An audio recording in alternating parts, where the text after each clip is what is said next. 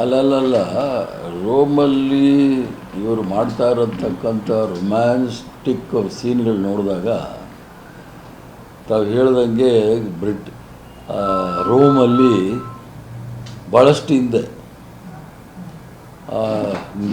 ನೀರೋ fiddle while Rome burnt ಅಂತೇಳಿ ಅದೊಂದು ದೊಡ್ಡ ಇಂಗ್ಲೀಷಲ್ಲಿದೆ.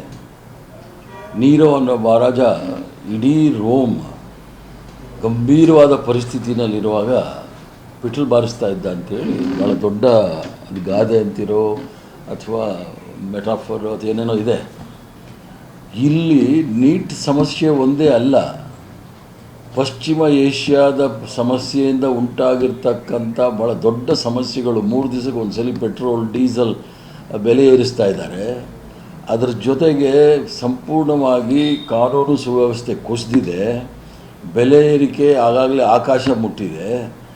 ಮಕ್ಕಳು 1.4 ಕೋಟಿ ಮಕ್ಕಳ ಭವಿಷ್ಯವನ್ನು ಹಾಳು ಮಾಡಿರ್ತಕ್ಕಂಥ ಈ ನರೇಂದ್ರ ಮೋದಿ ಅವರಿಗೆ ದೇಶದಲ್ಲಿರ್ತಕ್ಕಂಥ ಸಮಸ್ಯೆಗಳ ಬಗ್ಗೆ ಅವರು ಮಾತಾಡಲಿಕ್ಕೆ ಅವ್ರಿಗೆ ಸಮಯ ಇಲ್ಲ.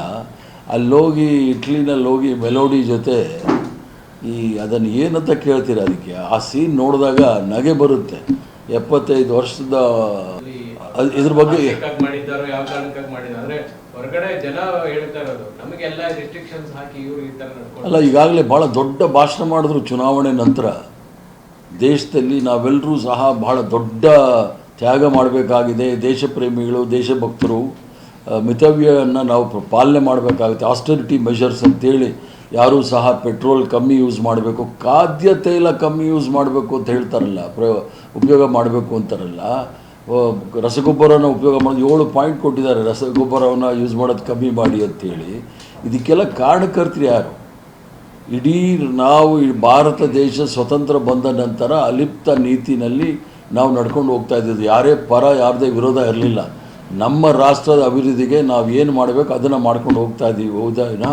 ಇವರು ಕೆಲವರ ಪರ ವಹಿಸಿ ಯುದ್ಧದ ಸಮಯದಲ್ಲಿ ನಾವು ಇಂಥ ಸಂಕಷ್ಟಕ್ಕೆ ಸಿಕ್ಕಾಕೊಂಡಿದ್ದೀವಿ.